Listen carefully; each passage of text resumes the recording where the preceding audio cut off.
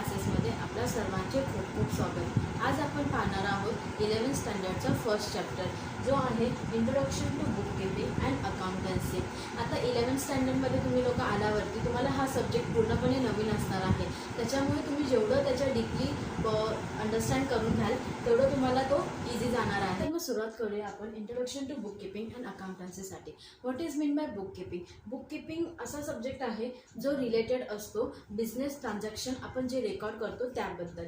Book keeping म्हणजेच recording business transactions. आता बिझनेसमध्ये खूप सारे ट्रान्झॅक्शन्स होत असतात, एक्सचेंज ऑफ मनीचे खूप सारे ट्रान्झॅक्शन्स होत असतात, आपण बघतो। तर ते व्यवस्थित मेंटेन आणि ते व्यवस्थित रेकॉर्ड करण्यासाठी आपल्याला बुक कीपिंग ही सिस्टम दिलेली आहे। बुक कीपिंग हा पार्ट असतो अकाउंटिंगचा। आपण मीनिंग बघणार आहोत।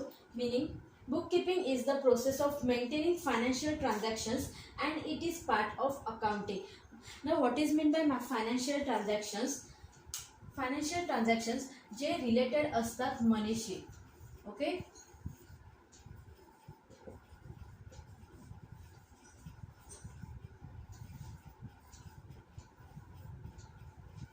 मनीजवर जे मनीशी रिलेटेड असतात ते आपण बोलणार आहोत फायनान्शियल ट्रान्झॅक्शन्स। मग या अशा फायनान्शियल ट्रान्झॅक्शन्सला व्यवस्थित मेंटेन करण्यासाठी एक प्रोसेस असते, त्याला आपण बोलणार आहोत बुक कीपिंग। आणि ते बुक कीपिंग हा अकाउंटिंगचाच काय असतो, एक पार्ट असतो। आता बुक कीपिंग म्हणजेच फक्त फायनान्शियल ट्रान्झॅक्शन्स रेकॉर्ड करण्याची गोष्ट नसते, तर बुक कीपिंगमुळे जरांना त्याचा फायदासुद्धा होतो। जसे की बिझनेसमॅन्स असतील त्या लोकांना त्यांची प्रगती समजते। बुक कीपिंगमुळे त्यांचे ट्रान्झॅक्शन्स रेकॉर्ड असल्यामुळे त्यांना समजतं की कोणते ट्रान्झॅक्शन कुठे झालेले आहे। तसंच इन्व्हेस्टर, कस्टमर या सर्व लोकांना बुक कीपिंगचा तेवढाच फायदा होतो जेवढा बिझनेसमॅनला होतो। एखाद्या इन्व्हेस्टरला कुठे इन्व्हेस्टमेंट केली पाहिजे, किती इन्व्हेस्टमेंट केली पाहिजे हे त्याच्या अकाउंटिंगवरून, त्या बिझनेसच्या अकाउंटिंगवरून समजतात। त्याच्यामुळे हे रेकॉर्ड मेंटेन करणं खूप इम्पॉर्टंट असतं। चंद्रगुप्त मौर्यांचा जो पिरियड होता त्याच्यामध्ये मिनिस्टर कौटिल्य यांनी अर्थशास्त्र हे बुक लिहिलं होतं। त्याच्यामध्ये बऱ्याच प्रकारे त्यांनी अकाउंटिंगचे वेज लिहिले होते। आता त्याला देशीनामा म्हणून ओळखले जाते। आणि तसेच 12व्या सेंचुरीमध्ये डेबिट आणि क्रेडिटचे रेकॉर्ड फॉर्म झाले होते आपल्या देशामध्ये। त्यामुळे ही प्रथा जी होती अकाउंटिंगची ती आधीपासूनच चालत आलेली आहे, ती अशी नवीन अशी नाही आहे। परंतु आपल्या अभ्यासक्रमाला आता पूर्ण सब्जेक्ट 11वी पासून स्टार्ट होत आहे, त्यामुळे तुम्ही व्यवस्थित ह्या गोष्टी समजून घ्या की कुठे बुक कीपिंग आणि अकाउंटन्सी यांच्यामधला फरक काय आहे, किंवा बुक कीपिंग म्हणजे काय आणि अकाउंटन्सी म्हणजे काय, हे जर तुम्हाला व्यवस्थित समजलं तर तुम्ही ते व्यवस्थित करू शकाल। ट्रान्झॅक्शन्स असतात, फायनान्शियल ट्रान्झॅक्शन असतात, ते सिस्टमॅटिक वेने अकाउंट्समध्ये बुक्स ऑफ अकाउंट्समध्ये मेंटेन करण्याला आपण बुक कीपिंग बोलतो।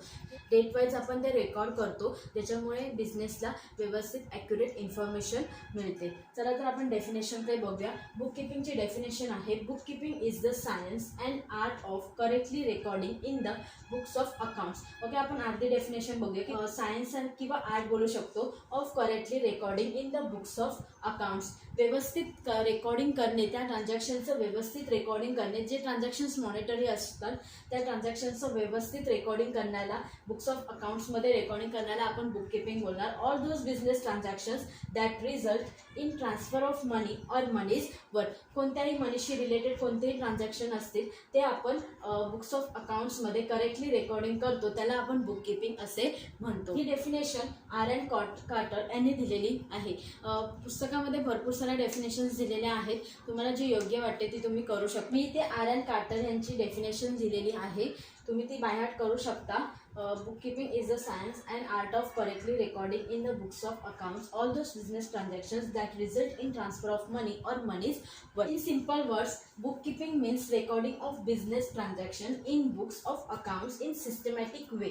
एकदम करेक्टली, सिस्टमॅटिक वे म्हणजे व्यवस्थित मेंटेन करणे किंवा करेक्टली मेंटेन करणे, त्याला बुक कीपिंग म्हणजे काय आहे, रेकॉर्डिंग आहे बिझनेस ट्रान्झॅक्शन्स मेंटेन करणे इन सिस्टमॅटिक वे।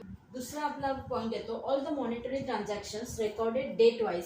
जे पण काही ट्रान्झॅक्शन असतील ते बुक कीपिंगच्या प्रोसेसमध्ये आपल्याला डेट वाईज ठेवायचे आहे, पुढे मागे करायचे नाही आहेत, डेट वाईज ठेवायचे आहेत। त्याच्यामुळे काय होईल, आपल्याला बिझनेस रिझल्ट जो असतो तो ॲक्युरेट मिळेल। At the end of accounting इयरच्या शेवटी जेव्हा आपल्याला रिझल्ट चेक करायचे असतात एखाद्या बिझनेसमॅनला, तर त्याला ॲक्युरेट इन्फॉर्मेशन मिळेल, कारण आपण बिझनेस ट्रान्झॅक्शन्स जे आहेत ते आपण डेट वाईज ठेवलेले आहेत, त्याच्यामुळे सर्वांसाठीच ते उपयोगाचं होऊ शकतं. आता आपण फीचर्स ऑफ बुक कीपिंग बघणार आहोत. फर्स्ट फीचर आहे म्हणजे वैशिष्ट्य आहे, it is the method of recording day to day business transactions. Day to day business transactions म्हणजे डेली बेसिसवरती आपण हा बुक कीपिंग प्रोसेस काय करणार आहोत, फॉलो करणार आहोत. Day to day business transactions आपल्याला रेकॉर्ड करायचे आहेत. सेकंड फीचर्स आहे, only financial transactions are recorded. Only financial transaction जे मनी और मनीज वर्डशी रिलेटेड असतात तेच ट्रान्झॅक्शन्स काय होणार आहेत, रेकॉर्ड होणार आहेत. ते कसे होणार आहेत, डे टू डे होणार आहेत. All records are prepared for a specific period. ते किती पिरियडसाठी होणार आहे, तर एका पर्टिक्युलर स्पेसिफिक पिरियडसाठी होणार आहे. म्हणजे जे अकाउंटिंग इयर असतं 1 इयरचं त्याच्यासाठी हे होणार आहे. त्याच्यानंतर फोर्थ पॉईंट आहे, records of transaction are based on rules and regulations. आता आपल्याला पुढे जाऊन रूल्स अँड रेग्युलेशन्स बघायचे तर आहेच. मग हे जे ट्रान्झॅक्शन्स आपण जे रेकॉर्ड करणार ते सर्व रूल्स आणि रेग्युलेशन्स वाईजच आपल्याला काय करायचे आहेत, ट्रान्झॅक्शन्स रेकॉर्ड करायचे आहेत. तर तुम्ही बघू शकता प्रत्येक फीचरमध्ये काहीतरी इम्पॉर्टंट गोष्ट आहे, जसे की day to day, financial transactions, specific period, rules and regulations. अशा प्रकारे तुम्ही जर हे व्यवस्थित लक्षात ठेवलं तर तुम्हाला फीचर्स ऑफ बुक कीपिंग फटाफट लक्षात राहू शकते. म्हणजेच बुक कीपिंग ही एक प्रोसेस आहे जी डे टू डे केली जाते, फायनान्शियल ट्रान्झॅक्शन्समुळे होते आणि स्पेसिफिक पिरियडसाठी केली जाते. त्याच्यामध्ये काही रूल्स अँड रेग्युलेशन्स असतात, ते फॉलो करून आपल्याला बुक कीपिंग प्रोसेस करायची आहे. फीचर्समधला फिफ्थवाला पॉईंट आहे, it is an art of recording business transaction scientifically. ना आता आर्ट आणि सायंटिफिकली हे शब्द काय डिफाईन करतात book कीपिंगच्या related.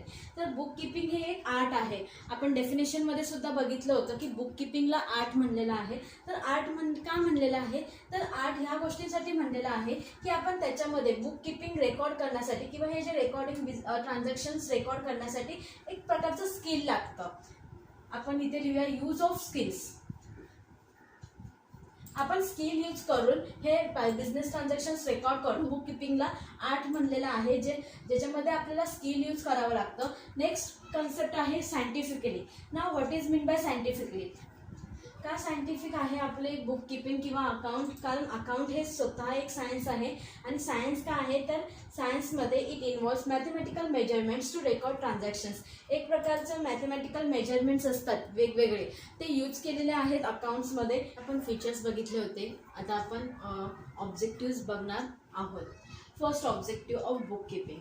The main objective of book keeping जे मेन आहे, the main objective of book keeping is to keep a complete and accurate record of all the financial transactions in systematic, orderly and logical manner. त्याचं जे main objective आहे ते तर आपल्याला माहिती आहे की a complete and accurate record. Complete and accurate record म्हणजे बुक कीपिंगमध्ये एक कम्प्लीट रेकॉर्ड भेटतो आपल्याला आणि एक ॲक्युरेट इन्फॉर्मेशन. ना what is mean bye accurate. Accurate म्हणजे अप्रॉक्सिमेटली जे आपण बोलतो तसं नाही पाहिजे आपल्याला ॲक्युरेट इन्फॉर्मेशन किंवा ॲक्युरेट रेकॉर्ड. म्हणजे एखादी अमाऊंट जर असेल, सपोज 100 रुपीज असेल तर 100ला 100 रुपीजच पाहिजे, ॲप्रॉक्सिमेटली 100 नको आहेत आपल्याला. अकाउंट्समध्ये किंवा बुक कीपिंगमध्ये ॲप्रॉक्सिमेटली 100 नाही चालणार, आपल्याला एक्झॅक्ट अमाऊंट पाहिजे, एक्झॅक्ट अमाऊंट. ओके, त्याला आपण बोलणार ॲक्युरेट, म्हणजे एकदम करेक्ट इन्फॉर्मेशन, करेक्ट रेकॉर्ड. आता आपण बघितलं की बुक कीपिंग काय करतो, मेन ऑब्जेक्टिव्ह बुक कीपिंगचं कम्प्लीट आणि ॲक्युरेट रेकॉर्ड ठेवण्यासाठी आहे फायनान्शियल ट्रान्झॅक्शन्सचे इन सिस्टमॅटिक. सिस्टमॅटिक म्हणजे व्यवस्थितपणे, पद्धतशीरपणे तुम्हाला रेकॉर्ड करायचं आहे. ऑर्डरली, डेट वाईज ऑर्डर्समध्ये तुम्हाला व्यवस्थित ते रेकॉर्ड करायचे आहेत. अँड लॉजिकल मॅनर, त्यामागे काहीतरी रिझन्स असलं पाहिजे. ते ट्रान्झॅक्शन झालंय तर त्याच्यामध्ये मनी इन्क्लूड असेल तरच तुम्ही हे ट्रान्झॅक्शन रेकॉर्ड करणार आहात, नाहीतर नाही. सेकंड ऑब्जेक्टिव्ह आहे all the business transactions are to be recorded date wise and account wise. Date wise आपल्याला रेकॉर्ड करायचे आहेत. त्यानंतर अकाउंट वाईज जे पण अकाउंट्स आपले रूल्स आहेत, गोल्डन रूल्स, त्याप्रमाणे आपल्याला अकाउंट वाईज आपल्याला रेकॉर्ड करायचे आहेत. पुढे जाऊन आपण ते गोल्डन रूल्ससुद्धा शिकणार आहोत. तर आता फक्त लक्षात ठेवा की जे ट्रान्झॅक्शन्स आहे बिझनेस ट्रान्झॅक्शन्स ते आपल्याला डेट वाईज आणि अकाउंट वाईजच काय करायचे आहेत, रेकॉर्ड करायचे आहेत. ओके, नेक्स्ट ऑब्जेक्टिव्ह आहे book keeping serves a permanent record. Permanent record म्हणजे आपण जे रेकॉर्डिंग करणार आहोत ट्रान्झॅक्शन्सचे ते आपल्यासाठी परमनंट रेकॉर्ड्स असणार आहेत. Permanent records of monetary transactions, financial transactions of an enterprise or business and it can be produced as an evidence. आता आपल्यासाठी हा परमनंट रेकॉर्ड असणार आहे, सो आपण ॲज अ एव्हिडन्स म्हणून सुद्धा तो वापरू शकतो. व्हेनेवर अँड व्हेरेवर रिक्वायर्ड, जिथे कुठे आपल्याला डॉक्युमेंट्स पाहिजे असतील, अकाउंट्स रिलेटेड ट्रान्झॅक्शन्सचे डॉक्युमेंट्स हवे असतील तर जिथे हवे तिथे आणि जेव्हा पाहिजे तेव्हा आपण ते एव्हिडन्स म्हणून काय करू शकतो, दाखवू शकतो, शो करू शकतो. त्याच्यामुळे बुक कीपिंगचा हा एक फायदा होतो की परमनंट रेकॉर्ड्स आपल्याकडे सेव्ह राहतात. प्लस त्याच्यामध्ये जी इन्फॉर्मेशन असते ती डेट वाईज असल्यामुळे आपल्याला ते शोधण्यासाठी सुद्धा टाईम लागत नाही. कारण आपल्याला पर्टिक्युलर डेटसाठी जर इन्फॉर्मेशन हवी असेल किंवा त्या पर्टिक्युलर डेटचं ट्रान्झॅक्शन्स बघायचं असेल आपल्याला तर आपण त्या पर्टिक्युलर डेटवरतीच जाऊन ते ट्रान्झॅक्शन चेक करू शकतो. नेक्स्ट ऑब्जेक्टिव्ह आहे fourth one, to know the profit or loss of the business during financial year. Book कीपिंगमध्ये जे रेकॉर्ड करतो त्याच्याबरोबर आपण ट्रान्झॅक्शन्स बरोबर त्याचे अमाऊंटसुद्धा लिहितो. त्याच्यामुळे आपल्याला समजतं की कधी प्रॉफिट झालेला आहे, कधी लॉस झालेला आहे.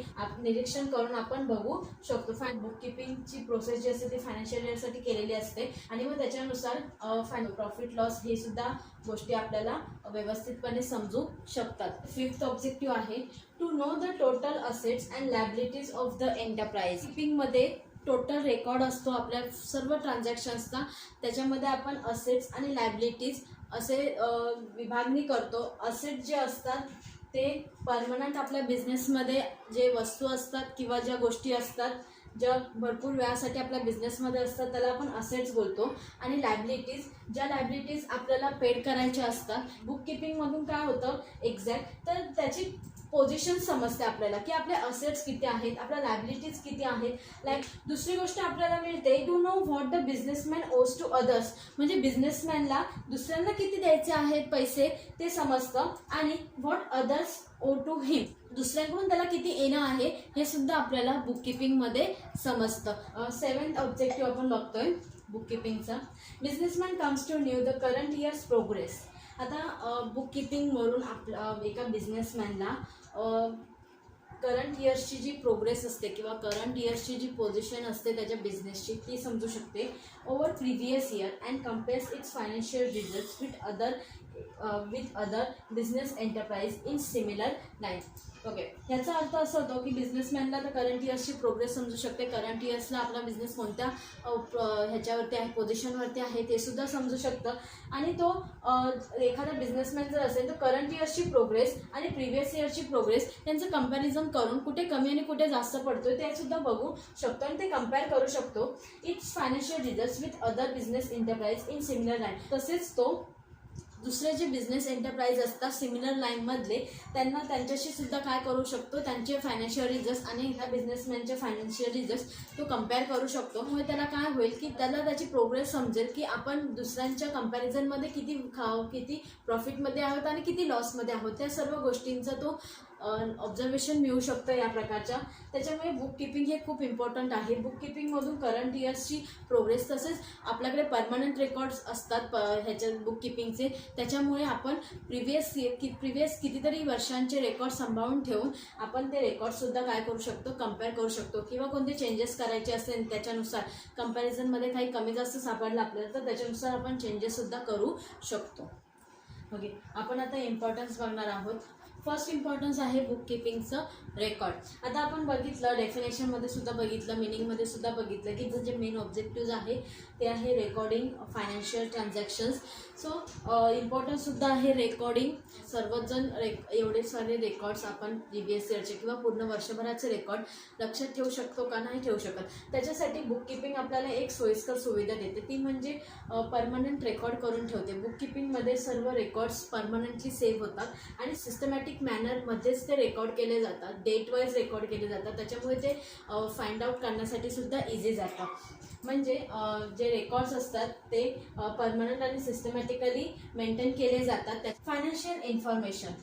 ओके, एखाद्या बिझनेसमॅनला आपला बिझनेस कोणत्या पोझिशनवरती आहे किंवा त्याच्यातून किती प्रॉफिट लॉस झालेला आहे, आपल्या बिझनेसमध्ये किती इन्व्हेस्टमेंट आहे, किती जणांनी इन्व्हेस्टमेंट केलेले आहे, आपल्या बिझनेसमध्ये किती असेट आहे, लायबिलिटीज आहेत, या सर्व गोष्टींची इन्फॉर्मेशन आपल्याला बुक किपिंगमधून मिळू शकते. फायनान्शियल इन्फॉर्मेशन जी पण आपण सेव्हिंग करून ठेवली असेल, इन्व्हेस्टमेंट करून ठेवली असेल, आपले जे लायबिलिटीज असतील, आपल्याला ज्यांना कोणाला द्यायचे असतील, कोणाला किती द्यायचं आहे, या सर्व गोष्टींचा रेकॉर्ड आपल्याला बुक किपिंगमध्ये भेटू शकतो. कारण बुक किपिंगमध्ये फायनान्शियल इन्फॉर्मेशन दिलेली असते. त्याला इन्फॉर्मेशन मिळू शकते, PNL, असेट एक्सेट्रा. पॉईंट आहे इम्पॉर्टन्समध्ये आपला डिसिजन मेकिंग. डिसिजन मेकिंग म्हणजे बुक किपिंग आपल्याला सर्व रेकॉर्ड्स प्रोव्हाइड करते. लास्ट इयरचे रेकॉर्ड्स, करंट इयरचे रेकॉर्ड्स, सर्व प्रकारचे रेकॉर्ड्स बुक किपिंगमध्ये सेव्ह असतात. त्याच्यामुळे एखाद्या बिझनेसमॅनला व्यवस्थित डिसिजन घेण्यासाठी बुक किपिंग हेल्प करते. डिसिजन मेकिंगमध्ये it helps to taking final decisions. म्हणजे कोणत्याही प्रकारचे व्यवस्थित डिसिजन, इम्पॉर्टंट डिसिजन्स आपण किपिंगच्या द्वारे घेऊ शकतो. इम्पॉर्टन्समध्ये नेक्स्ट पॉईंट आहे कंट्रोलिंग.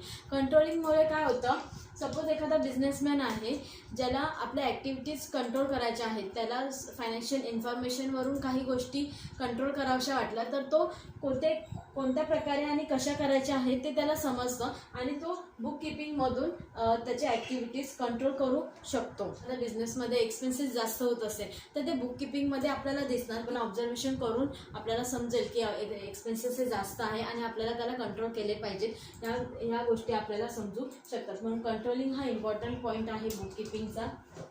नेक्स्ट पॉईंट आहे इम्पॉर्टन्समध्ये एव्हिडन्स. आपण बघितलं की बुक किपिंगमधले रेकॉर्ड्स हे परमनंटली सेव्ड असतात. त्याच्यामुळे आपल्याला जिथे पाहिजे तिथे व्हेरेवर अँड व्हेनेवर आपण बुक किपिंग एव्हिडन्स म्हणून शो करू शकतो. तर एव्हिडन्स हा खूप मोठा पॉईंट आहे बुक किपिंगचा. एखाद्या बिझनेसमॅनला कोर्टमध्ये सर्व डॉक्युमेंट्स दाखवायची गरज पडली, आधीच्या काही वर्षांचा रेकॉर्ड्स किंवा डॉक्युमेंट्स, तर बुक किपिंग त्याला हेल्प करतो की एखाद्या डिस्प्यूट्समध्ये जर दाखवायचे झाले तर ते आपण ॲज अ एव्हिडन्स म्हणून सुद्धा दाखवू शकतो. त्या नेक्स्ट आहे टॅक्स लायबिलिटी. आता आपण टॅक्स जो आहे म्हणजे टॅक्स म्हणजे कर, प्रत्येक इंडिव्हिज्युअलला किंवा जो बिझनेस करतो त्याला टॅक्स भरणं इम्पॉर्टंट असतं. तर आपल्या बिझनेसवरची किती टॅक्स लायबिलिटी आहे, आपला इन्कम काय आहे, त्याच्यावरती किती टॅक्स आहे, या सर्व गोष्टींची जी माहिती असते ती आपल्याला बुक किपिंगमधून मिळू शकते. It is useful to find out tax liability, property tax, GST या प्रकारचे टॅक्स लायबिलिटीज आपल्याला बुक किपिंगमधून समजू शकतात. आपल्या टर्नओव्हरवरती कोणत्या प्रकारची कोणती लायबिलिटी आहे, कोणत्या प्रकारचा टॅक्स आकारला जाऊ शकतो, या सर्व गोष्टींची इन्फॉर्मेशन आपल्याला बुक किपिंगमधून समजू शकते. कारण हे इम्पॉर्टन्स आहे बुक किपिंगचे, जे आपल्या सर्व लोकांसाठी म्हणजे कस्टमरसाठी, इन्व्हेस्टरसाठी किंवा बिझनेसमॅनसाठी या इम्पॉर्टंट असतात. Record, financial information, decision making, controlling, evidence, tax liability. आपण पाहणार आहोत utility of book keeping. Book किपिंगचं कोणाला कशा प्रकारे बुक किपिंगचा उपयोग होतो हे आपल्याला युटिलिटीमध्ये बघायचं आहे. फर्स्ट पॉईंट आहे ओनर. आता ओनर म्हणजे एखादा बिझनेसमॅन असेल, त्याला बुक किपिंगमधून profit and loss, investment, asset, liabilities या सर्वांची पोझिशन समजते. आपला बिझनेस कोणत्या पोझिशनला आहे हे सुद्धा समजतं. त्याच्यामुळे ओनरसाठी बुक किपिंग खूप महत्त्वाचे असते. मॅनेजमेंटसाठी बुक किपिंग महत्त्वाचं आहे, कारण मॅनेजमेंट प्लॅन करू शकतात बुक किपिंगच्या मदतीने. पुन्हा कोणत्या ॲक्शन्स घ्यायला हव्यात, कोणत्या ॲक्शन्स नाही घ्यायला हव्यात, कोणत्या ॲक्टिव्हिटीज करायला हव्यात, कोणत्या ॲक्टिव्हिटीज नाही करायला हव्यात, या सर्व गोष्टींची इन्फॉर्मेशन मॅनेजमेंटला बुक किपिंगमधून मिळते. म्हणून मॅनेजमेंट हा युटिलिटी पॉईंट आहे. त्याच्यानंतर थर्ड पॉईंट आहे युटिलिटीचा इन्व्हेस्टर्स. इन्व्हेस्टर्स जे असतात म्हणजे जे इन्व्हेस्टमेंट करतात कंपन्यांमध्ये, एंटरप्राइजेसमध्ये, त्या लोकांना सुद्धा बुक किपिंग इम्पॉर्टंट असतं. कारण बुक किपिंग आपल्याला रेकॉर्ड्स शो करतात. त्याच्यामुळे एका इन्व्हेस्टर्सला निर्णय घेण्यासाठी, डिसिजन घेण्यासाठी की ह्या कंपनीमध्ये इन्व्हेस्टमेंट करायची आहे की नाही, या गोष्टींचा पडताळा तो बुक किपिंगवरून करू शकतो. त्याच्यानंतर आपण बघणार आहोत कस्टमर्स म्हणजे आपले ग्राहक ज्यांना बिझनेसची पोझिशन समजली पाहिजे, ते इझिली अंडरस्टँड करू शकतात. बुककीपिंगवरून एक अश्युरन्स मिळतो, एक श्युरिटी मिळते. त्याच्यानंतर आहे गव्हर्नमेंट. आपण बघितलं होतं की टॅक्स लायबिलिटी एक इम्पॉर्टन्स होतं. त्याच्यामध्ये टॅक्स प्रत्येक बिझनेसमॅनला बुककीपिंगमधून टॅक्स काढता येतो, किती टर्नओव्हर झाला त्याच्यावरती बेस्ट टॅक्स देता येतो. तर गव्हर्नमेंटला सुद्धा समजतं बुककीपिंग जर व्यवस्थित असेल, सिस्टमॅटिक रेकॉर्ड व्यवस्थित केलेला असेल तर गव्हर्नमेंटला सुद्धा ते फाइंड आउट करण्यासाठी इझी जातं की कोणत्या गोष्टींवरती टॅक्स आहे किंवा कोणत्या बिझनेसवरती टॅक्स आहे ते. लेंडर्स म्हणजे मनी लेंडर्स जे असतात, जे बिझनेस किंवा एंटरप्राइजला मनी प्रोव्हाइड करतात, त्यांना आपण लेंडर्स बोलतो. तर त्या लेंडर्ससाठी सुद्धा बुककीपिंग इम्पॉर्टंट असते त्या बिझनेसची, कारण त्याच्यावरूनच ते ठरवू शकतात की ह्या बिझनेसला आपण लोन द्यायला पाहिजे की नाही द्यायला पाहिजे. हा डिसिजन ते बुककीपिंगचा किंवा जे रेकॉर्ड्स असतात अकाउंट्सचे त्याच्यावरून ते लोक ठरवू शकतात. डेव्हलपमेंट म्हणजे growth.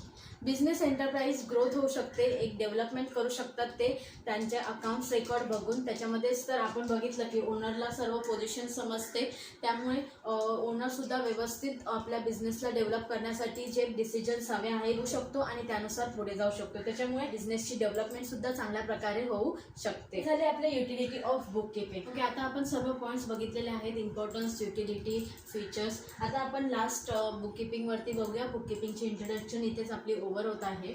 Now we know that. आता आपण या सर्व गोष्टींमधून शिकलेलो आहोत की in simple language bookkeeping is a process of recording of business transaction in systematic way in the books of account. Bookkeeping is the part of accountancy and it is primary stage in accounting. Learn झाला होता आपला हा जो first point आहे तो. Bookkeeping is the part of accountancy. अकाउंटन्सीचाच part आहे bookkeeping आणि it is a primary stage in accounting. अकाउंटिंगची जी प्रायमरी स्टेज आहे म्हणजे फर्स्ट स्टेज आहे ती आहे बुककीपिंग. तर आता आपण पुढे जाणार आहोत अकाउंटन्सीकडे. बघणार आहोत meaning of accounting. Accounting is a systematic process. एका फॉर्मॅटमध्येच ती केली जाते, एक प्रोसेस आहे ती of identifying, measuring, recording, classifying, summarizing, interpreting and communicating financial information. ते एक एक पार्ट्स बघणार आहोत. Accounting is a systematic process. अकाउंटिंग ही सिस्टमॅटिक प्रोसेस आहे जी व्यवस्थितपणे पद्धतशीरपणे केली जाते. आयडेंटिफाईंग म्हणजे आपल्याला पहिलं तर ट्रान्झॅक्शन ओळखायचं आहे की ते फायनान्शियल आहे की नॉन फायनान्शियल आहे ते. त्याच्यानंतर तर फायनान्शियल असेल तरच ते आपण रेकॉर्ड करणार आहोत. त्याच्यानंतर आहे मेजरिंग म्हणजे जी अमाऊंट तुमचं जे फायनान्शियल ट्रान्झॅक्शन्स असेल तर ते किती, त्याची अमाऊंट काय आहे त्याला आपण इथे मेजरिंग बोलणार आहोत. म्हणजे तुम्ही त्या फायनान्शियल ट्रान्झॅक्शन्सची अमाऊंट जी काढणार आहात तुम्ही ती मेजरिंगमध्ये जाणार आहे. त्याच्यानंतर रेकॉर्डिंग, मग ते तुमच्याकडे आता एक ट्रान्झॅक्शन आहे, त्याची अमाऊंटसुद्धा आहे, ते ट्रान्झॅक्शन जे असणार आहे ते तुम्ही रेकॉर्ड करणार आहात. त्याच्यानंतर क्लासिफाईंग म्हणजे आपण जे आपले एक्सपेन्सेस असतील किंवा इन्कम्स असतील ते त्याच्या हेडमध्ये क्लासिफाय करून घेणार आहोत. त्याचे लेजर्समध्ये पार्ट करणार आहोत. लेजर्स आपण बघणार आहोत लेजर्सच्या टॉपिकमध्ये. समरायझिंगमध्ये तुम्ही ट्रायल बॅलन्स म्हणून एक कन्सेप्ट आहे, पुढे गेल्यावरती तुम्हाला समजेल. ट्रायल बॅलन्समध्ये सर्व अकाउंटच्या समरीज असतात, सगळ्या अकाउंट्स हेडच्या समरीज दिलेल्या असतात. त्याच्यानंतर इंटरप्रेटिंग म्हणजे आता तुम्ही सपोज सर्व केलेलं आहात, आयडेंटिफाईंग केलं, मेजरिंग केलं, रेकॉर्डिंग केलं, क्लासिफाईंग केलं, समरायझिंग सुद्धा केलं.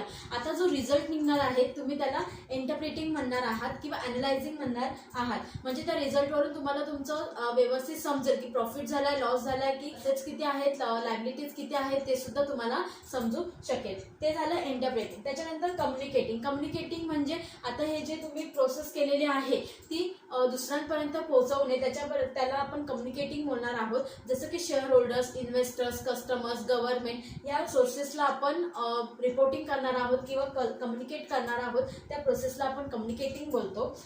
ऑफ फायनान्शियल इन्फॉर्मेशन आपण डेफिनेशन बघणार आहोत जी टेक्स्टबुकमध्ये दिलेली आहे. प्रोफेसर रॉबर्ट अँड अँथोनी यांची ही डेफिनेशन आहे. Nearly every business enterprise has an accounting system. रोज बिझनेस एंटरप्राइज आजकाल अकाउंटिंग सिस्टम फॉलो करतात. It is a means of collecting, summarizing, analyzing and reporting in monetary terms information about the business transaction. Monetary terms म्हणजे financial transactions जे आपण collecting करतो, summarise करतो, मग त्याच्यानंतर ॲनलाइज केले जातात आणि मग त्याच्यानंतर रिपोर्टिंग केलं जातं. तर ह्या गोष्टी आपण मगाशी सुद्धा बघितल्या होत्या. सर्व इन्फॉर्मेशन कलेक्ट करून त्याच्यातून फायनान्शियल ट्रान्झॅक्शन्स कोणते आहेत ते शोधून काढणार. त्याच्यानंतर फायनान्शियल ट्रान्झॅक्शन जर ते असतील तर ते आपण मेजरिंग करणार, म्हणजे त्याची अमाऊंट फाइंड आउट करणार. अमाऊंट फाइंड आउट करून झाल्यानंतर आपण ते रेकॉर्ड करणार. या प्रोसेसला आपण इथे कलेक्टिंग बोलू शकतो. त्याच्यानंतर समरायझिंग, व त्या हेड्सचं समराईज करणार आपण. समरी टाईप आपण ते प्रत्येक हेडमध्ये जर सपोज एक्सपेन्स असेल, 2-3 एक्सपेन्स असतील, रेंट, प्रिंटिंग अँड स्टेशनरी आणि सॅलरी असे 2-3 एक्सपेन्स असतील तर ते आपण एक्सपेन्सच्या हेडमध्ये टाकणार. त्याला आपण बोलणार समराईज. बिझनेसमध्ये किती एक्सपेन्स झाले, किती इन्कम झाले हे आपल्याला टोटल अमाऊंट समजू शकेल, म्हणून समरायझिंग ही स्टेप केली जाते. त्याच्यानंतर ॲनालायझिंग म्हणजे त्याच्यानंतर जो रिझल्ट आपण काढतो, जो प्रॉफिट आहे की लॉस आहे किंवा असेट किती आहे, इन्व्हेस्टमेंट किती आहे, या गोष्टीला आपण ॲनालायझिंग बोलणार आहोत. त्याच्यानंतर रिपोर्टिंग म्हणजे आपण मगाशी बघितलं की कम्युनिकेशन, म्हणजे लोकांपर्यंत इन्फॉर्मेशन प्रोव्हाइड केली जाते. समजलं असेल की अकाउंटिंग म्हणजे काय. अकाउंटिंग ही प्रोसेस आहे, पद्धतशीरपणे केलेली प्रोसेस, म्हणजे सिस्टमॅटिक वेमध्ये केलेली प्रोसेस आहे. आणि अकाउंटिंग आणि बुककीपिंग ह्यांचा जो रेकॉर्ड आहे तो परमनंट रेकॉर्ड असतो. कोणत्याही बिझनेस एंटिटीला ते रेकॉर्ड्स खूप इम्पॉर्टंट असतात. तर आपण बुककीपिंगचे सर्व पॉईंट्स बघितले आहेत. आता आपण अकाउंटिंग बघणार आहोत. अकाउंटिंगमध्ये डेफिनेशन आणि मिनिंग मी तुम्हाला एक्सप्लेन केलेलं आहे. तर अकाउंट हे काही बेसिसवरती चालतं. बेसिस म्हणजे मेथड्स, आणि तर याच्यात मेन 3 मेथड्स आहेत: कॅश बेसिस, ॲक्रुअल और मर्कंटाइल बेसिस, मिक्स्ड और हायब्रिड बेसिस, ज्याच्यानुसार आपण अकाउंटिंग सिस्टम फॉलो करू शकतो. बेसिसमध्ये मेथड्समध्ये आपली पहिली मेथड आहे कॅश बेसिस. तर कॅश बेसिसमध्ये काय होतं, त्यामध्ये ॲक्च्युअल रिसिप्ट्स आणि ॲक्च्युअल पेमेंट जेव्हा होते तेव्हाच ट्रान्झॅक्शन काय केलं जातं, रेकॉर्ड केलं जातं. In this method actual receipts and actual payments are recorded. Revenue is recognised when cash is received and expenses are recognised when cash is paid.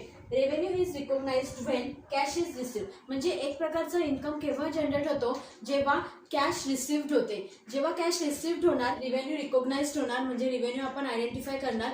आणि मग जेव्हा रिव्हेन्यू आयडेंटिफाईड होणार ते ट्रान्झॅक्शन बुक्स ऑफ अकाउंट्समध्ये रेकॉर्ड करणार. तसंच expenses सुद्धा आहे. Expenses कधी रिकॉग्नाइज्ड होणार, आयडेंटिफाईड होणार, जेव्हा कॅशमध्ये आपण ते काय करणार, पेड करणार आहोत, तेव्हाच ते ट्रान्झॅक्शन रेकॉर्ड करण्यात येईल. कॅश बेसिसमध्ये क्रेडिट ट्रान्झॅक्शन्स होत नाहीत, ते रेकॉर्ड केले जाणार नाहीत. तुम्हाला समजलं असेल कॅश बेसिस म्हणजे, त्याच्या नावावरूनच आपल्याला समजतं आहे की कॅश बेसिस म्हणजे ॲक्च्युअल रिसिप्ट्स आणि ॲक्च्युअल पेमेंट जेव्हा तुम्ही करणार तेव्हाच काय होणार, ते ट्रान्झॅक्शन आपल्या बुक्स ऑफ अकाउंट्समध्ये रेकॉर्ड केले जाईल. क्रेडिट ट्रान्झॅक्शन्स कॅश बेसिसमध्ये घेतले जाणार नाहीत. आता आपण फर्स्ट बेसिस बघितलं होतं अकाउंटिंग सिस्टीमचं, कॅश बेसिस. आता नेक्स्ट मेथड आहे ॲक्रुअल और मर्कंटाइल बेसिस.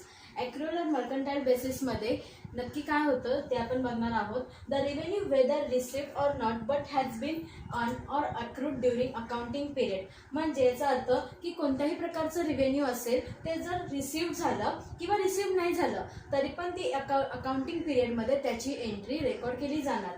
म्हणजेच आपण सपोज एखादा सेल केला परंतु त्याचे पैसे आलेत की नाही आलेत, पण आपल्याकडून सेल झालेला आहे, म्हणजे सेल्सची एंट्री ही अकाउंटिंग बुक्समध्ये आपल्याला रेकॉर्ड करावीच लागणार आहे. अकाउंटिंग पिरियड हा जनरली 1 इयरचा असतो, बरोबर. In other words, revenue is recognised when it is earn or accrued. म्हणजे रिव्हेन्यू आपण कधी रिकॉग्नाइज किंवा आयडेंटिफाईड करणार, जेव्हा तो अर्न होणार किंवा अक्रूड होणार. अकाउंटिंग पिरियडमध्ये हे ट्रान्झॅक्शन झालेलं आहे, इन्कम जनरेट झालेला आहे, परंतु तो रिसिव्ह झालेला नाही आहे. मग अशा वेळी इन्कम जनरेटची एंट्रीसुद्धा आपल्याला बुक्स ऑफ अकाउंट्समध्ये रेकॉर्ड करायची आहे.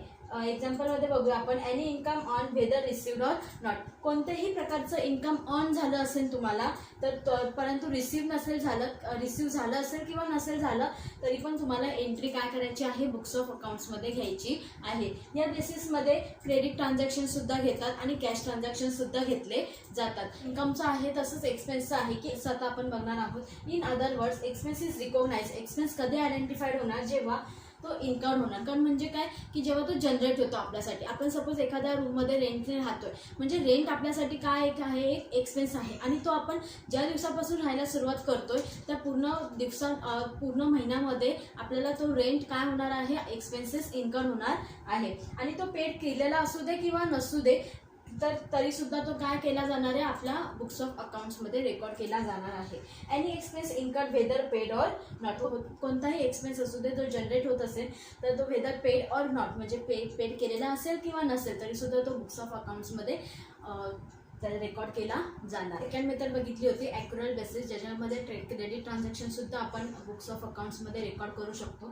थर्ड मेथड आहे मिक्स्ड और हायब्रिड बेसिस. आता नावावरूनच आपल्याला समजतंय की मिक्स्ड मेथड आहे. ही मिक्स्ड मेथडमध्ये काय होतं, it is combination of cash basis and accrual basis of accounting. म्हणजे ह्या मेथडमध्ये कॅश बेसिस सुद्धा वापरली जाणार आणि ॲक्युरल बेसिस सुद्धा काय होणार, वापरली जाणार.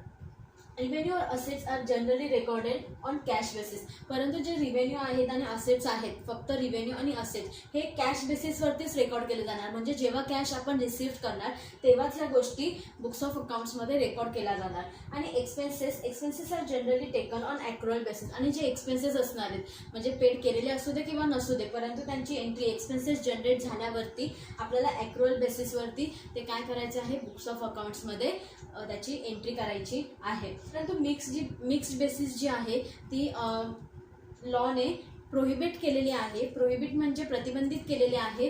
लॉ अलाउ नाही करत ह्या मिक्स्ड बेसिसला. त्याच्यामुळे आपल्याकडे अकाउंटिंगच्या दोनच बेसिस राहतात, ते म्हणजे कॅश बेसिस आणि ॲक्रुअल और मर्कंटाईल बेसिस. तर आपण qualitative characteristics of accounting information बघणार आहोत. म्हणजे इन्व्हेस्टर्स असतात, कस्टमर्स असतात, त्यांना ही अकाउंटिंग रिलेटेड जी पण इन्फॉर्मेशन असेल ती आपल्याला शो करावी लागते. तर त्याच्यावरच ते डिसिजन मेकिंग करतात. तर मग ती जी इन्फॉर्मेशन आपण त्यांना शो करतो ती कशा प्रकारे आपण त्यांना शो केली पाहिजे हे आपण क्वालिटेटिव्ह कॅरेक्टरिस्टिक्समध्ये बघणार आहोत. त्याचे काही पॉईंट्स आहेत, रिलायबिलिटी, रेलिव्हन्स, अंडरस्टँडेबिलिटी आणि कंपॅरेबिलिटी. हे अकाउंटिंग इन्फॉर्मेशनचे 4 पार्ट आहेत, कॅरेक्टरिस्टिक्स आहेत, ज्याच्या थ्रू लोकांना इन्फॉर्मेशन एकदम ॲक्युरेट आणि एकदम परफेक्टपणे जाऊ शकते. क्वालिटेटिव्ह कॅरेक्टरिस्टिक्समध्ये फर्स्ट पॉईंट आहे रिलायबिलिटी ऑफ अकाउंटिंग इन्फॉर्मेशन. आता रिलायबिलिटी म्हणजे काय, ट्रस्टवर्दीनेस म्हणजे विश्वसनीय माहिती. इन्फॉर्मेशन आउटसाइडर्सला प्रोव्हाइड करताना त्याच्यामध्ये रिलायबिलिटी असणं गरजेचं आहे. The information must B free of material error. त्याच्यामध्ये जाणून बुजून कोणतेही एरर्स असतील किंवा चुकून कोणते मिसलिडिंग्स वगैरे झाले असतील तर ते अवॉइड करायचं आहे. ते फ्री फ्रॉम एरर्स पाहिजे. इन्व्हेस्टर्सला किंवा बँक्सला वगैरे एरर्स फाइंड आउट नाही झाले पाहिजे याची काळजी घेतली पाहिजे. इट शुड बी व्हेरिफायबल म्हणजे काय की आउटसाइडर्सला सुद्धा ती काय पाहिजे, इन्फॉर्मेशन व्हेरीफाय करता आली पाहिजे. जसं की बँक स्टेटमेंट आहे, हे जे ऑब्जेक्टिव्ह एव्हिडन्स आहेत ज्याच्या थ्रू आपण त्या इन्फॉर्मेशन चेक करू शकतो, व्यवस्थित त्या बरोबर आहेत की नाही हे आपण बघू शकतो. The information should faithfully represent transaction. जी पण इन्फॉर्मेशन असेल फेथफुली असली पाहिजे, म्हणजे विश्वसनीय पाहिजे. काही प्रकारची चुकीची इन्फॉर्मेशन नको आहे. काही ट्रान्झॅक्शन शो केलेलं आहे बुक्स ऑफ अकाउंट्समध्ये ते फेथफुली असलं पाहिजे आणि ते व्हेरीफाय करता आलं पाहिजे आउटसाइडर्सला. व्हेरीफाय करण्यासाठी जे ऑब्जेक्टिव्ह एव्हिडन्स असतात जसं की purchase receipt, sale receipt, bank statement ह्याच्या थ्रू आपल्याला ते चेकआउट करता आले पाहिजे. पण आता आपण रिलेव्हन्स ऑफ अकाउंटिंग इन्फॉर्मेशन बघणार आहोत. रिलेव्हन्स म्हणजे काय की मटेरियल इन्फॉर्मेशन. मटेरियल इन्फॉर्मेशन म्हणजे अकाउंटिंग लँग्वेजमध्ये त्याचा अर्थ होतो इम्पॉर्टंट इन्फॉर्मेशन. जी बाहेरच्या आउटसाइडर्सला किंवा आपल्या कंपनीमध्ये इन्व्हेस्टर्स असतात त्यांच्यासाठी ती महत्त्वाची असू शकते. The information must be relevant to need of users. जी पण फायनान्शियल स्टेटमेंट्समध्ये जी पण इन्फॉर्मेशन टाकतो ती ॲक्युरेट असलीच पाहिजे. याची रिलेव्हन्स सुद्धा महत्त्वाची आहे, कारण त्यांनीच काय होणार आहेत, युजर्स त्या मशीन यूज करून डिसिजन मेकिंग करणार आहेत. It helps them understand the past and predict the future. इन्फॉर्मेशनची त्यांना गरज असेल तर त्या इन्फॉर्मेशनमधून त्यांना पास्ट रेकॉर्डसुद्धा भेटू शकतात, तसेच ते फ्युचरसुद्धा प्रेडिक्ट करू शकतात. म्हणजे त्यांना फ्युचरचे आउटकम्स समजू शकतात त्याच्यातून. Accounting information should not include unnecessary and irrelevant information. जी गोष्ट अननेसेसरी आहे म्हणजे त्याचा काही फायदा नाही आहे ती गोष्ट फायनान्शियल स्टेटमेंटमध्ये दाखवून उपयोग नाही. आणि इररिलेव्हंट इन्फॉर्मेशन जी महत्त्वाची गोष्ट नाही आहे ती सुद्धा आपण तिथे शो केली नाही पाहिजे. रिलेव्हन्स म्हणजे एक प्रकारचं आपण बघू शकतो की रिलेटेड माहिती, मटेरियल माहिती, इम्पॉर्टंट माहिती आपण फायनान्शियल स्टेटमेंटमध्ये प्रोव्हाइड केली पाहिजे, जेणेकरून इन्व्हेस्टर्स असतील, कस्टमर्स असतील, युजर्स असतील त्या लोकांनी त्यांच्या डिसिजन मेकिंगमध्ये ते डिफरन्शिएट करू शकतात. रिलेव्हन्स इन्फॉर्मेशन प्रोव्हाइड केली तर नक्कीच आपल्या बिझनेसचा किंवा कंपनीचा फायदा होऊ शकतो. त्याच्यामुळे जी पण तुम्ही इन्फॉर्मेशन दाखवताय फायनान्शियल स्टेटमेंटमध्ये ती न्यूमरिक असू दे किंवा थेरिकल असू दे ती व्यवस्थित शो केली पाहिजे. रिलेव्हन्स असला पाहिजे त्याच्यामध्ये. युजर्सच्या नीडनुसार त्या गोष्टी आपण सेट आउट केल्या पाहिजेत. अंडरस्टँडेबिलिटी, आता आपल्याला नावावरूनच त्याचा मिनिंग समजत आहे. It needs to be presented in a way that readers can understand. म्हणजे आपण जी इन्फॉर्मेशन प्रोव्हाइड केलेली आहे फायनान्शियल स्टेटमेंट्समध्ये किंवा बुक्स ऑफ अकाउंट्समध्ये, ती समोरच्या थर्ड पर्सनला व्यवस्थित समजली गेली पाहिजे. त्या फॉर्मॅटमध्ये, त्या टर्मॉलॉजीजमध्ये ते सर्व प्रिकॉशन्स घेऊन आपण फायनान्शियल स्टेटमेंट व्यवस्थितपणे बनवलं पाहिजे. आता अंडरस्टँडेबिलिटी म्हणजे समोरच्या माणसाला फक्त सिम्पल लँग्वेजमध्ये सर्व गोष्टी सांगाव्यात असं नाही. ज्या पण कॉम्प्लेक्स गोष्टी असतील, म्हणजे महत्त्वाच्या तर आहेतच ते पॉईंट, परंतु ते समजण्यासाठी अवघड असेल तर ते सुद्धा व्यवस्थित आपण जर शो केले फायनान्शियल स्टेटमेंटमध्ये, तर समोरच्याला त्या गोष्टीसुद्धा व्यवस्थितपणे समजू शकतात. अंडरस्टँडेबल इन्फॉर्मेशन पाठवायची आहे, सेंड करायची आहे, जेणेकरून लोकांना ती समजेल आणि त्याच्यानुसार ते लोक डिसिजन मेकिंग करतील. This means that information must be clearly presented. Information clearly present केली गेली पाहिजे विथ ॲडिशनल इन्फॉर्मेशन. जर कोणती ॲडिशनल इन्फॉर्मेशन असेल आणि तुम्हाला असं वाटत असेल की ती इन्फॉर्मेशन आपल्याला शो करावी लागणार आहे, पण तर तो तुम्ही जी ॲडिशनल इन्फॉर्मेशन असणार ती कुठे सप्लाय करू शकता तुम्ही? इन द सपोर्टिंग फुटनोटमध्ये तुम्ही लिहू शकता ती इन्फॉर्मेशन. त्याने काय होणार, as needed to assist in clarification. त्याचे युजर्सचे जे पण काही डाऊट्स आले असतील त्यांचे त्या फुटनोट्समधून ते लोक काय करू शकतात, सपोर्ट घेऊन त्यांचे डाऊट्स क्लिअर करू शकतात. पॉईंट आहे कंपॅरेबिलिटी म्हणजे की एखादी गोष्ट कंपेअर करणे. जर आता इथे अकाउंटिंग इन्फॉर्मेशनमध्ये आपण काही रेकॉर्ड्स कंपेअर करू शकतो दोन वेगळ्या एंटिटीज बरोबर. आपला रेकॉर्ड दुसऱ्या एंटिटीज बरोबर आपण बघू शकतो. त्याने काय होईल, कंपॅरिझन केल्यामुळे आपल्याला आपली ग्रोथ किती झालेली आहे किंवा ड्युटीज ऑपरेट्स करतो कंपनीमध्ये ते व्यवस्थित करतोय की नाही, त्याने आपल्याला रिझल्ट मिळतोय की नाही, आणि आपण मार्केट कंडिशन्सनुसार ते जे रिझल्ट्स आहेत ते योग्य आहेत की नाही, या गोष्टींचं आपण कंपॅरिझन करू शकतो दुसऱ्या फर्म बरोबर, दुसऱ्या रिझल्ट्स बरोबर. त्याने आपल्या कंपनीची ग्रोथ होण्यासाठी हेल्प होऊ शकते. माहिती means that the accounting information can be compared to information from other companies or entities or to information from other years. म्हणजे जी अकाउंटिंग इन्फॉर्मेशन असते ती आपण कम्पेअर करू शकतो दुसऱ्या एंटिटीज बरोबर किंवा एखाद्या वर्षाबरोबर. म्हणजे आधीच्या वर्षी आपला सेल एवढा होता, नंतरच्या वर्षी आपला सेल एवढा होता. हे कंपॅरिझनमधून आपल्याला काही गोष्टी समजू शकतात की आपल्याला ॲक्टिव्हिटी कशा मॅनेज करायच्या आहेत, या गोष्टींचा अभ्याससुद्धा आपल्याला व्यवस्थित करता येऊ शकतो. त्याच्यामुळे कंपॅरेबिलिटी ही क्वालिटेटिव्ह कॅरेक्टरिस्टिक्स आहे अकाउंटिंग इन्फॉर्मेशनची. Business owners use comparisons to get knowledge about how well their companies operates under certain market conditions. आता मार्केट कंडिशन्स या डिफाईन नसतात, म्हणजे मार्केट कंडिशन्स सतत चेंज होत असतात. त्याच्यामुळे बिझनेस ओनर्सची जी कंपनी असेल ती कशा प्रकारे ऑपरेट्स होते मार्केट कंडिशन्समध्ये ते सुद्धा त्याला कंपॅरिझन्स करूनच समजू शकतं. दुसरा पॉईंट येतो इन्व्हेस्टर्स आणि युजर्स जे असतात. कंपॅरेबिलिटी करून म्हणजे दोन बिझनेसचे जे पण फायनान्शियल स्टेटमेंट्स असेल कंपेअर करून त्यांना ते ऑब्झर्वेशन करू शकतात की कोणती कंपन्यांमध्ये आपण इन्व्हेस्ट केले पाहिजेत, कोणत्या कंपनीला लोन प्रोव्हाइड केलं पाहिजे. अशा प्रकारच्या गोष्टींचं जे ऑब्झर्वेशन आहे, जे रिझल्ट्स निघतात ते कंपॅरिझन करून निघतात. त्याच्यामुळे कंपॅरेबिलिटी ही खूप इम्पॉर्टंट क्वालिटेटिव्ह कॅरेक्टरिस्टिक्स आहे अकाउंटिंग इन्फॉर्मेशनची.